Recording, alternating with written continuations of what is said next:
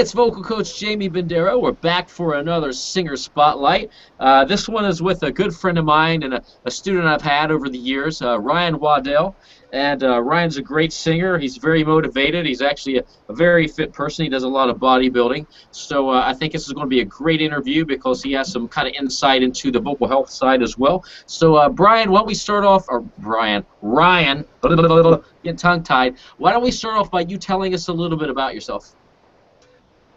Well, thank you, Jamie. Well, let's see here. I got started with vocal training and into singing, I would know, probably about 5 or 6 years ago, where I decided to kind of take it more seriously, and I kind of went among looking for different hints and tips and everything I could find, but I didn't really stumble across anything too good until I picked up your book.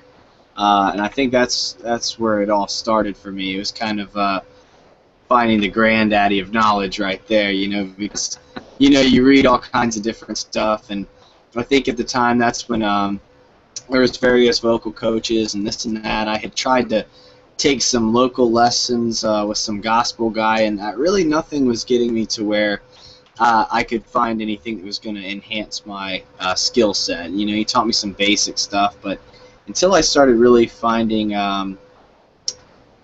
your principles and your techniques, it's really where I started to develop. So I would say that's kind of where I started as far as the whole singing aspect is concerned.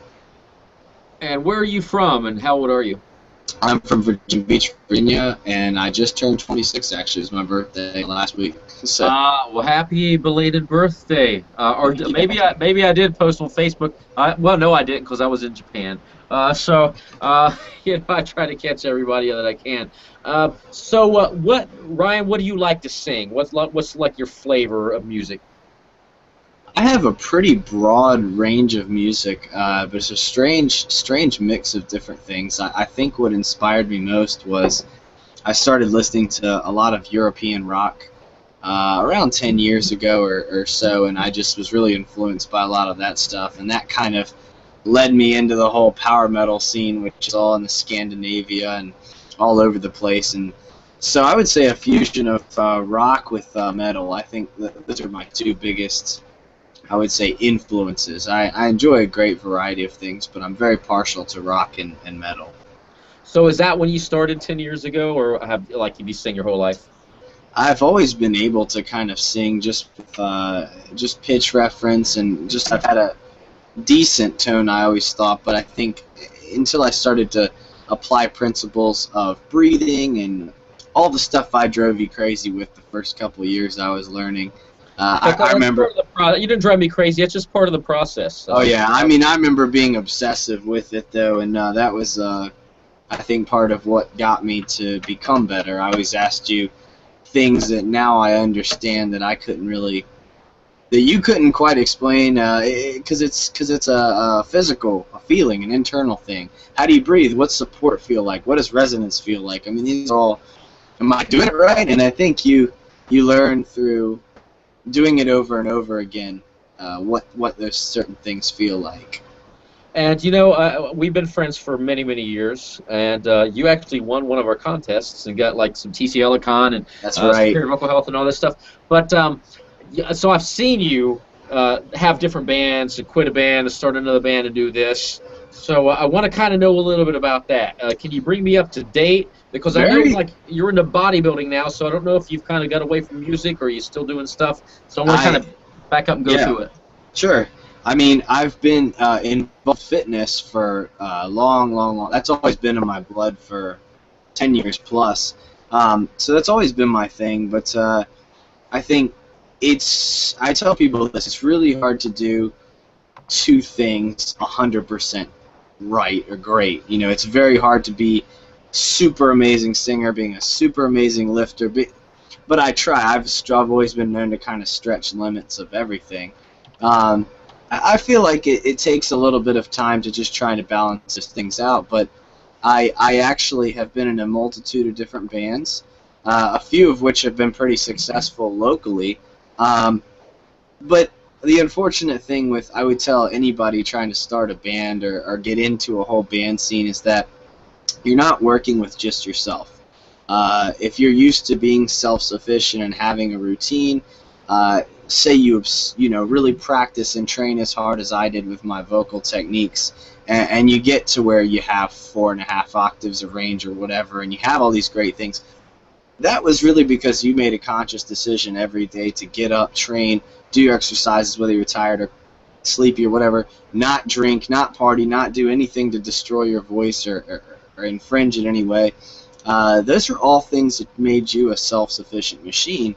When you get working with 5, 6 other guys in a band, I think that's where the dynamics change a little bit, and most people don't realize that it's very hard to keep people together sometimes, just due to conflicts of interest, or maybe they do drugs. I mean, maybe anything like that can really happen. So I'd say most people just be prepared for those kind of things to come up.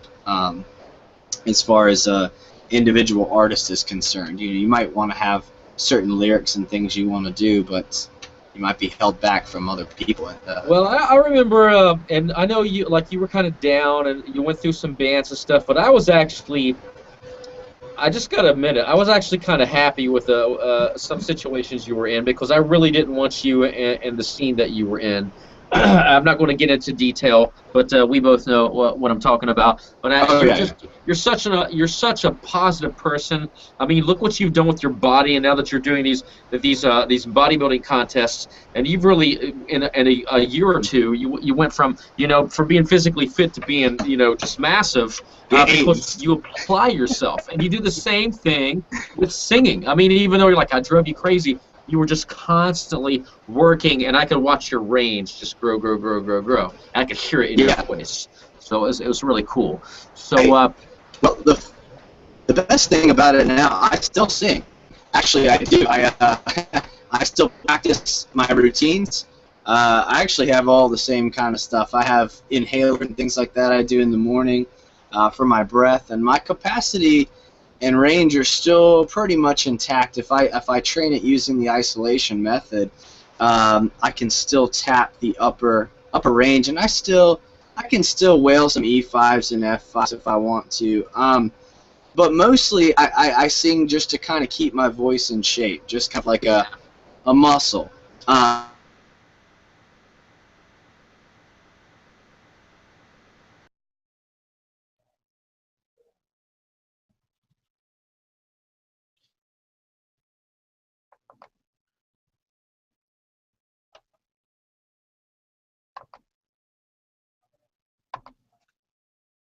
Benny, can you hear Ryan, or do we lose him?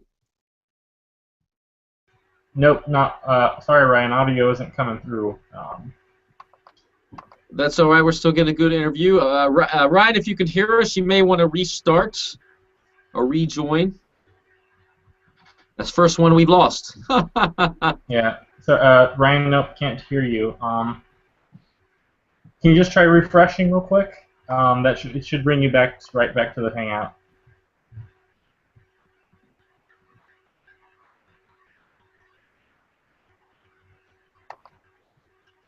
Can't hear you. No.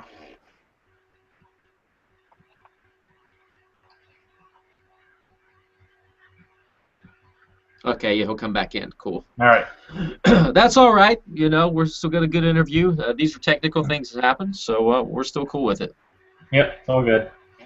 Just hang out for a sec. Yeah, Ryan, I added him. He added me on. Well, I don't remember if I added him or he added me on Facebook. Yeah, he's like a super motivating guy. Just like he's been in I mean, he's got some really good pictures up of him being on stage. Like he's a really cool guy. I've seen him on his YouTube videos. I mean, he's got some good stuff. Well, such an amazing transformation, because I've known him, and even he wasn't happy. He was always fit, but to me, he was like, I felt like I was. He would say to me, I felt like I was a little chunky, and he wasn't. He wasn't. He was a muscular guy, but now he's just so defined. But he did the same thing with his voice. He worked really, really hard. So we'll hang on here for another minute. Hopefully, he'll come back in.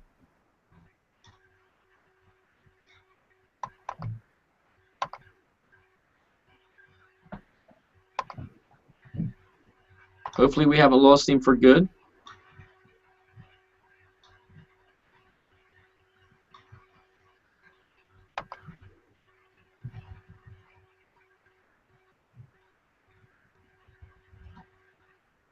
Come on.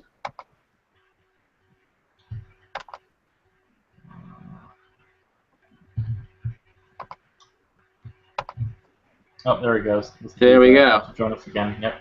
Well, we see you, Ryan. I just don't hear you or see video.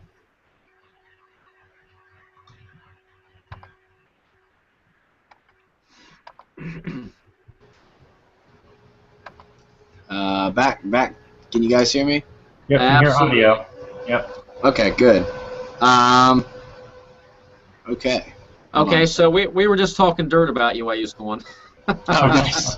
No, I was talking about how motivated you are. Because I remember when you started working out, and he's like, man, I don't know your exact words to me, but I got the feeling you felt like he was a little chunky, and you were not at all. But you have defined your body, and the reason I'm mentioning it again and again is because that discipline is the same discipline you had towards singing.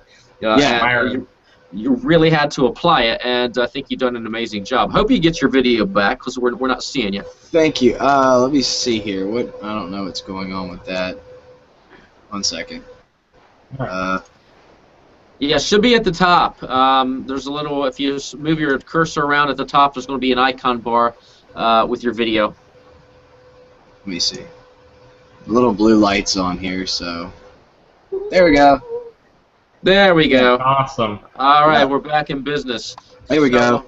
So we were talking about, you said you're still singing. You're keeping your voice in shape. So you're dedicated. So are you singing every day? I sing every single day. And that's the thing. I'll make time to sing. A lot of my singing is in my car, and I do have a practice space, and I try to get out there once or twice a week just to keep it alive. And the problem with me is I'm an extreme person. I have an extreme personality type. So it's just kind of, it's all or nothing, you know. And as much as I try to do now, I mean, I've started working a lot more, and of course my workouts take up a lot more time. By the end of most days, I'm so mentally drained that I have to use certain things that kind of pick me up, exercises, lip bubbles. I drink Diet Mountain Dew. That's probably not good for me, but I enjoy what? I wanted to get on you. You post these things on Facebook. You're like, look at me, man. I gained 50 pounds of muscle. Let me down my Mountain Dew. And yeah. I still want to be like, come on, man. I think I have my vices on certain things. Yeah, that's not bad. I need a little caffeine kick. So no, but I still love it, and I think the best thing is that I can still surprise a couple people because I know that they don't know what they're coming in for, you know, and they come to practice with me, and I've got all my pedals and my rig and my custom mic and all my crap everywhere, and they're like, oh shit, and then that's what lights me up to keep going, and you know, I hit some crazy high notes or something for them, and they're just like, what the hell, like. They haven't seen anybody like me around here, so that's good. That's you got to go for it all. You sing hard or don't sing at all. So when you're singing in the car, man, are you doing like old originals of you, or are there certain bands that you like to sing along to? Oh, I like anything. I've learned to kind of take a little bit of influence from a little bit of everything. A lot of stuff I've been listening to lately is like the Shins, which is kind of like a, I would say, indie, like rock British band. They're kind of goofy, but I can learn different things through the way that they shape. I love the way that some people just sing certain things, just the way they say certain words, or I can pick up on their vibrato. Say if I'm singing like stuff from Camelot, you know, Roy Khan, I'll follow his very, ooh, is that deep kind of dirty vibrato, and I think I'll pick up certain things like that, or I might like brighter tones from different bands. So I listen to a broad range of stuff, but again, I go touch back on that rock and a lot of classic. Just kind of depends on, you know, what I'm in the mood in for. So sometimes I can, if I'm out the night before singing for a couple hours, it kind of wears me out just like any other muscle. I'll wake up and I'm just a little bit scratchy, or you know, from just working the voice, but it's that's a good kind of feeling. Yeah, but that'll go away too. Like you said, you're so busy with working out, that really won't happen if you cool down, or like if you're singing all the time, if you're playing in the band and Yeah, you yeah. know the band, that's just like It's a chord got very chest, you're like but then it goes away. It doesn't linger. It doesn't hang it's on yeah. forever. When I was singing every single day, hours and hours, I could go hours, and I had more endurance and stuff like that. So it's a good feeling. It's like an old friend. It's like I already know what to expect when I push myself that far and stuff like that. Yeah, but the difference we want to make for singers though is so they understand is you're not like hurting your voice. Oh, no, no, no, no. Okay, It's so just maybe I should rearrange that. well, a lot of times when you wake up and you're like, oh, my throat's sore. Like the way that I teach, you shouldn't wake up with a sore throat. But you're saying it's like you have a good chest workout, and you're like, I haven't worked Yeah. out the muscles for a while, Yeah, so it's a little no. tired, but it does go away really quick. No, nothing is sore. It's simply like the muscles have flexed thousands of times, and they're basically just a little tight. And that's nothing that you can't break through inhaling some steam. Maybe a lot of times I'll just gargle with warm water, especially if it's been. Maybe I've left my mouth hanging open when I was sleeping, but no, nothing is ever really sore. That's not a good sign, I would say. If it's like sore or hurting or nah, it's not. It's a fatigue. It's like oh, okay, wow, I had a great singing session last night. But I could do it again. I'm ready to go again. So it's different. So I have. So right now, do you have another band, or have you been thinking about getting back into that scene? I can't wait to get back into it. It's just going to take the right amount of people. I'm from Virginia Beach, and that is a smaller city located near the ocean, so near the Atlantic Ocean. Big thing here is really the beach scene, and it's not as big as people think. And to meet talented musicians around here, it's very rare. It's very, very hard to do that. The nightclubs and hip-hop and stuff are a little bit more popular over here, so to be somebody that enjoys rock music like myself, it's a little bit more difficult to kind of find people that actually still play real instruments, whether that's keyboard or guitar or bass. I mean, it takes a little bit more time, but I am kind of assembling, I like to say, assembling the masterpiece, where I'm putting some stuff back together. Well, when you were playing out, did you ever have to deal with stage fright or nervousness? Oh, yeah. I think that is something that also taught me how to deal with a lot of things in life. But I remember some of the best times in my life were those stage moments, I think, and I cannot wait to do that stuff again. But I would tell people, try to visualize the performance in your head before it even happens, because there's really nothing you can be afraid of. If you've trained your voice and you've done the best you can and you practice religiously every day, I mean, you're already winning. You're already doing the best you could. You have to go out there and convince everybody else this is what you love to do. I think you should be able to go out there without any kind of restraint and just be able to share with the audience your art, your passion. So a lot of times I would start working myself up in my head, what if I miss this note? What if I sound this or that? What if I can't hear? Eventually you got to silence the storm. You got to kind of just be that calming in your mind. You have to kind of see through the performance, say, I'm going to get up there and I'm going to do the best I can, and I'm just going to rock those people. Let's go, Nuggets. Yeah, if you go up there kind of with a more positive mentality, even if you're outnumbered, even if you feel like this thing is bigger than it is, you got to remember, you're still up there to share this passion with others. And I think that is the convincing thing. If you go up there with confidence and you're truly happy and you did the best you could up until that time, that's what the audience, I think, is going to see more. Go up there and have fun, smile. If you're having a good time, they're going to have a good time. Nothing worse than anybody getting up there and just feeling real. If you're unsure of things, you doubt things, you're going to grip that mic, you're going to tense up, your shoulders are going to be up here, and your neck's going to lock up, and you probably aren't going to do as good as you could. Now, if you kind of loosen up, you say, I'm going to go up here and have a good time, you're probably going to have a lot more freedom and do more amazing things than you thought you could. Yes, because I mean the voice is so resilient, and you hit it on the head. I actually like what you said, and it's not that you're trying to convince them of a falsehood, but you need to go up on air and love it and have fun and convince the audience that you love to do that, because that's natural. It's not like you're trying to fake them out and be an actor, but you need to prove to them, hey, this is what I love to do, and quit focusing on, ooh, did I miss that note or this or that. Jamie, my band used to, the one that played out the most, one of the shows I did locally, we sold 200 tickets, was our biggest show. We used to start off a song that started with all the lights down and the smoke would come up and no one could see us. It was pitch black. I used to think that was the most ironic thing, so that's when I would have some hot honey and tea in like a little mug. I would be sipping on that, no one could see me, and all this smoke would just start coming in.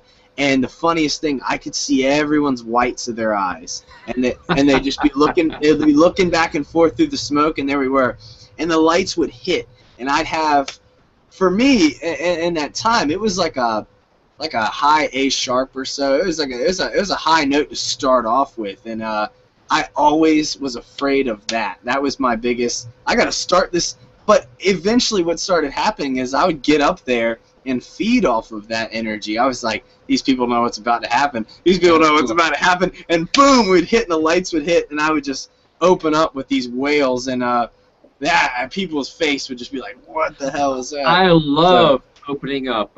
When we filmed for the Beyond the Stage Presence video, we wrote a song called Rain, and it was soprano A or A sharp or B, I can't remember. I don't know what the song was out of. So yeah, just right into your face, right out the gate. Just show them you can do it right off the bat. Bam. Oh, it's amazing. And that's when her jaws drop. So that's when you got the audience in your hands.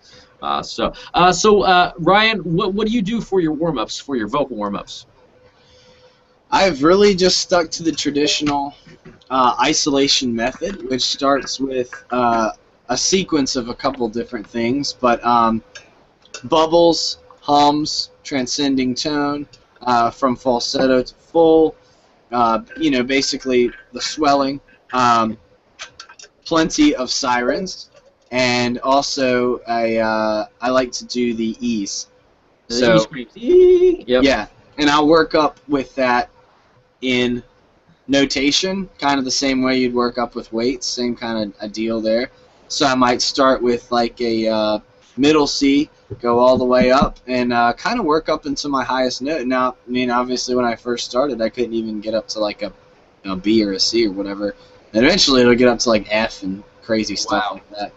But that's basically how I started. Not really too crazy complex, and sometimes I'll spend a little bit more time if I'm feeling, again, not sore, but if you're feeling a little bit more fatigued that morning from whatever, maybe I don't know, some people go out and drink alcohol. I don't drink at all, but say you drink a lot of alcohol, you feel dehydrated, and you just have a kind of a gravel. You might have to spend a little bit more time warming up so that the chords can get the coordination and stuff down. So basically 5 or 6 exercises, about 20-25 minutes, and I'm pretty much able to kind of do anything after that. And so you're using the isolation exercises, which are really workout exercises for your warm-up, and I've actually heard a lot of singers doing that.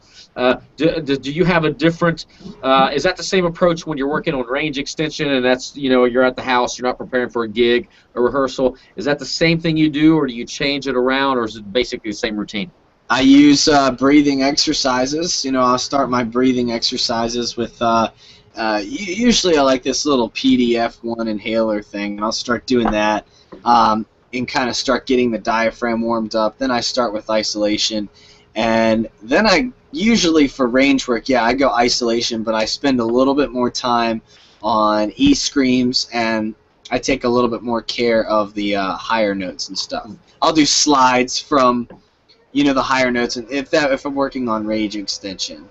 Now, the inhaler you had there, is that the one from my book, The Ultimate Breathing Workout, or is this something else? It is. Yes, it is. Okay, I haven't seen it. Everything that I follow has mostly been from your books. So I mean, Well, I haven't seen Vocalist Direct give out a clear one. That's what was throwing me off because the ones I have are black, and one's got like the mouthpiece is black and red. So when I saw this is old school, baby. This is like, well, I don't know. This thing's probably 4 years old.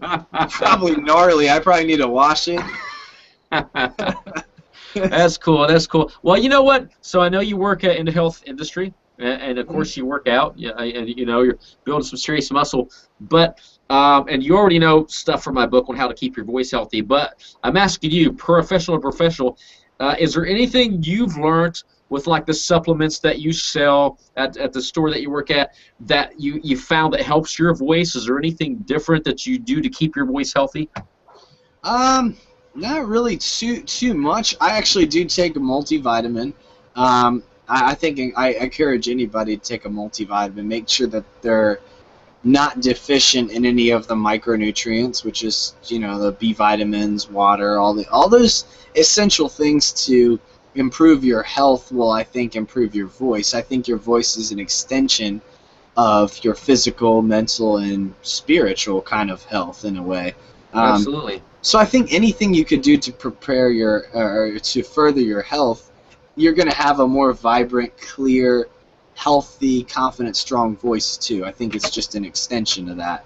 I can tell from when I'm in better shape.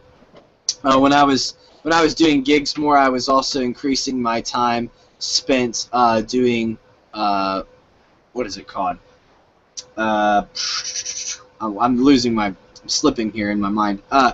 Cardio, vocal cardio. So I would there we go, cardio singing. I'd be running and I'd be vocalizing as I was running, and I remember that really built me up a lot of confidence because there was passages I'd have to hold for a long amount of time, and as I got a little bit more endurance there, that kind of helped me out with all that stuff. So yeah, I would say anything you can do to improve your health. I drink plenty of water. I still drink a gallon like pretty much every day, if not more. But I'm really weird about that. So I think hydration, vitamins, minerals, proper sleep, and a balanced diet. I think I'm always consuming protein shakes and a pretty high protein diet. I think that something rather than anything in my stomach has helped me out a lot as far as performance. If there's a show coming up, I'll still drink a protein shake 2 or 3 hours before I'm on stage. Just because that's not going to be really food in your stomach that you need to digest, but it'll still give you maybe control of your blood sugar so you're not so shaky and so that you have some kind of sustenance in your body. No, that's actually good information. So for singers who want to do that, what do you suggest? Whey protein? Does it need to be vanilla, chocolate? What would you suggest? Oh, I mean any kind of whey protein, any flavor would probably be pretty good. It's a fast digesting protein. For people that aren't really knowledgeable on what proteins are, I mean, whey protein is derived from milk, but it is non-dairy. So it is a source of protein from milk that is a fast digesting part of milk protein. So it's high in amino acids, high in protein, obviously, and you probably could consume it about 2 hours before your gig. And I really think, just from personal experience, having nothing in my stomach, having some kind of calorie source in my stomach, it's a big difference as far as how you feel. No, that's cool. Yeah, because a lot of go ahead. No, go ahead. Well, if you tend to go 5 or 6 hours without eating anything, I think what a lot of people will notice, of course, is the hunger, but also you get that kind of if you start getting bubbles in your stomach where it's churning and you're like, oh God, getting that rumble. I think that's going to kind of hinder you from being able to feel like you can perform your best. You're going to have to need a little bit of fuel source. So a really good combination would be some whey protein, of course, and some honey. If you can put a little honey in your shake, you're good. Protein, carbs, I think you'll be able to do a much, much greater performance. I'm actually going to start I do whey protein in the morning because I got a new book coming out, which, since you did this interview, by the way, anyone that does these interviews, I'll send them a new copy of the book, Sing Fit. It's right up your alley because it's working out while you vocalize. And it's and of course we have the Tuned XD app, which has these Sing Fit scales on it as well. So so I do the whey protein in the morning, but I never thought about doing that because when I do a TV show, I'm always like, man, I don't like to eat anything. Like when I was in Japan last week, Yeah. like, oh, well, you want something to eat? We got these boxes, your rice, your fish. I'm like, nah. And this was early in the morning, and I kind of picked at it a little bit, and I was hungry when we did the show, a little bit weak. And if I would have thought about that, I just went to a local grocery store, grabbed me, some kind of protein drink, and done that. So I'm actually going to take your advice and start doing that myself. So that's cool. Well, and that's yeah, that'd be a great idea. That's because you got to think too. Well, if I can get some kind of liquid nutrition in me, that's probably a pretty good way to go. And I think you end up feeling a lot better. No one likes to feel like they're hungry when they're trying to do something, because you can't. It's hard to focus, But it's natural instinct to want to eat nothing. It definitely is, especially when you're nervous. I mean, you're gonna feel that way too. On the days of my shows, I would do liquid protein all day. I wouldn't even. I would wake up so excited like it was Christmas or something, and that would also take a lot of my appetite away too. So sitting down to a big ass thing of eggs and bacon wasn't the first thing I would be thinking. I'm gonna get up there and I can't wait to eat my eggs and bacon. Oh, wait a minute, I got that gig tonight. Right, yeah. And it would basically hold me back. So I would tell anybody, from trial and error, from things that I've done, that's something that has helped. I've even auditioned for some pretty big bands, and that's the same thing. I'd have a little bit of protein and honey. They thought I was on something. I'd get in there so charged up. But I could also, another thing I want to reference too, I could also press down on my air support big time. I could use the drive into the air support that I needed. And I mean, anybody that studies with you obviously knows that breathing is massive. It's huge in your program and your teaching. So you teach that very firm, strong breathing system.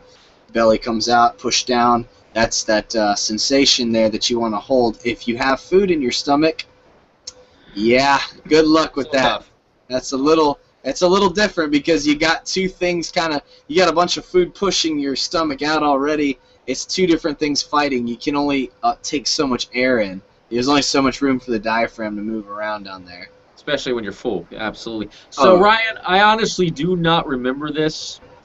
How did you find me?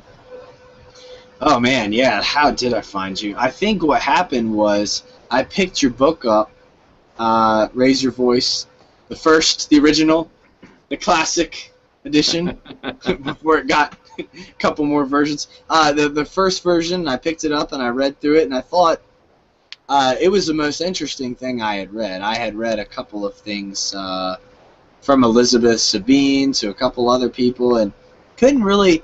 I think she might have referenced you in the book. I'm not really sure, but I picked up Raise Your Voice and thought, this is what I needed to be reading. I'm a person that likes everything broken down into details. Lots of I love details, right? Your book was the only thing that explained things in a way that I never thought before. So as a beginner, I mean, where do you go for all this kind of stuff? You're overwhelmed with a lot of information. Opera teachers are teaching some certain way. Gospel singers are teaching this way. I mean, you really wanted to find somebody that could. I wanted to sit there and say, how do I scream like a rocker? Like how do I wail some crazy notes but retain tone and really learn about all these things? And picked up your book, found all your stuff in there. That led me to I started buying all your books actually, because I'm bookaholic. I think I have almost all of them now, but I found all your stuff fascinating, and that actually prompted me to get some Skype lessons with you and take it from there. That's basically how it started, though. So when we had the Skype lessons, of course you read the books. How, if in any way, did it transform your voice? Was it just range? Was it tone? Was it nothing at all? Just stabilize you? I mean, what was different for you? I think if like anything, and in any kind of profession or sport or art or craft, I mean, having somebody else kind of diagnose where your imbalances might have been versus someone else's, I think that personal attention that I got from the Skype sessions helped me refine the things that I needed to work on. So it also was immediate feedback as well. I mean, I can't exactly just kind of start singing to random people. As a beginner, I had no idea what I was doing, and honestly. So having particular questions that I could ask you that were answered over Skype really helped refine my knowledge of singing and help me hone in on what I needed to focus on. So I would say it was actually huge for me in that I could take your exercises and I would say, well, Jamie, am I doing this isolation exercise right? I mean, you can read it a couple times in the book, but when you hear, maybe you do a great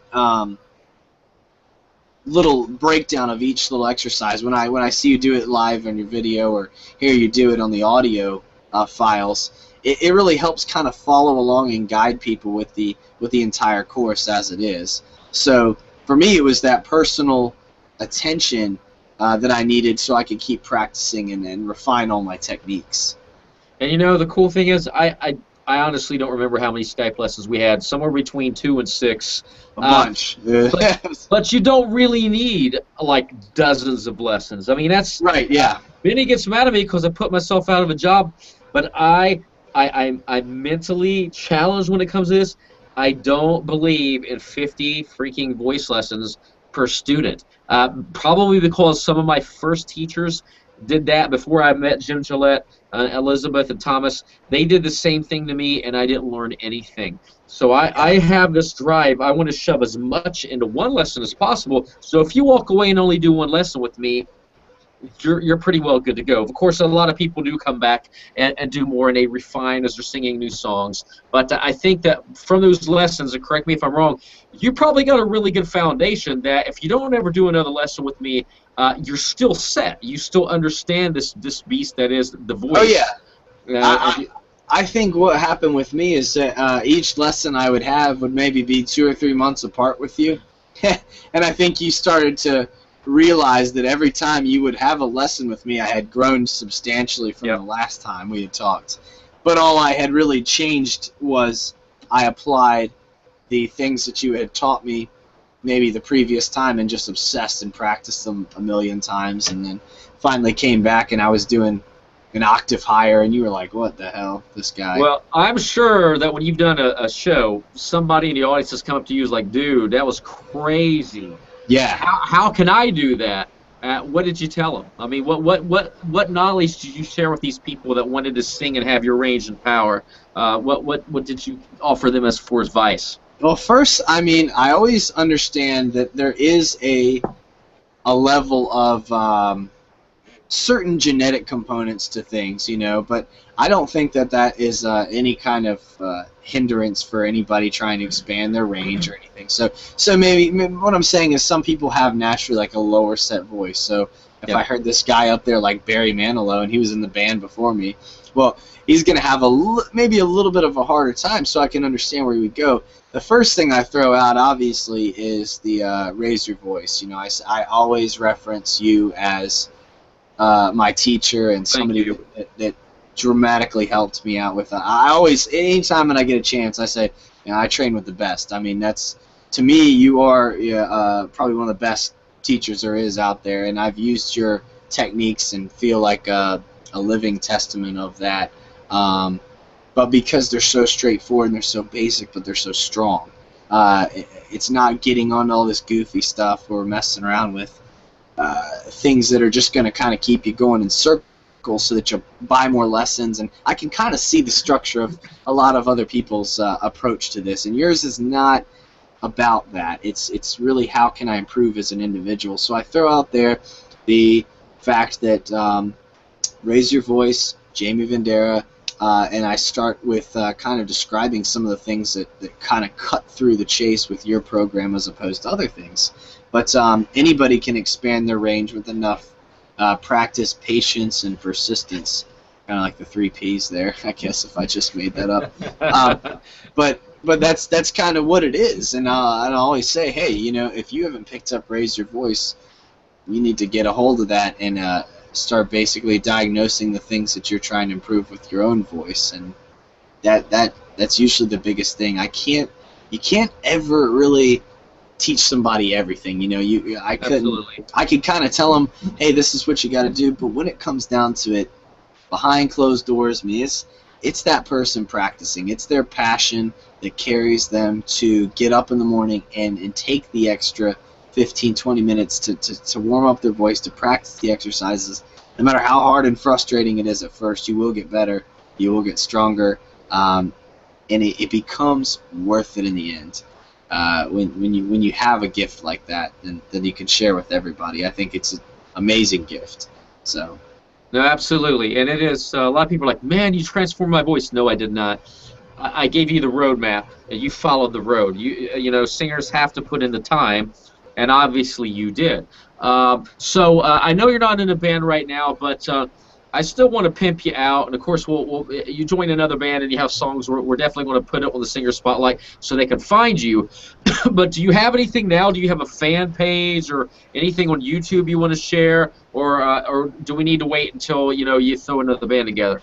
I'd really like to. I'm actually trying to release some acoustic. I'm gonna release like a teaser, like an acoustic song actually. But that would actually better demonstrate some of the stuff that I can do now. I do actually have some samples and covers that I've put up on YouTube, and that's kind of a broader range of stuff. But a lot of those things are becoming a couple years old now, so it's about time that I need to release something new. So I'll definitely keep you posted on that as I put together some of the new workings of a band, or even maybe some solo stuff too. I've been thinking about that as well. Okay, that's cool. Do you want them to check out your YouTube page now, or are you wanting something brand new? If people want to check out my YouTube page, I have nothing against that. That's completely fine. You can search my first and last name, and you'll find all kinds of cool little things that I've done on there. Okay, so Ryan, R-Y-A-N, Waddell. W-A-D-D-E-L-L. Good. Yep. So so that's awesome, Ryan. I miss you, brother. Haven't talked to you for a while. So yeah, sorry, it's been a little crazy. Sorry, I've been out of it for a little bit. Well, when you're always in the gym pumping iron. Yeah, but I'm still here in spirit. I'm still thinking about you, still practicing all the time, and trying to keep my voice in shape. But hey, as a single guy that lifts, hey, one of the best things is if you're a single guy and you're going on a couple dates, the best thing you can show your new woman, bust out those chops on her, Let her, sing her a love song. Absolutely, absolutely. Well, Ryan, thank you so much for participating in the Singer Spotlight. It's been a pleasure as always. I always have great artists who come and do our spotlight, from artists like Eric Emery from Concordia to Ryan Waddell. I love every singer that we have on here. So thank you very much, and singers, we'll see you in the next Singer Spotlight. Thank you.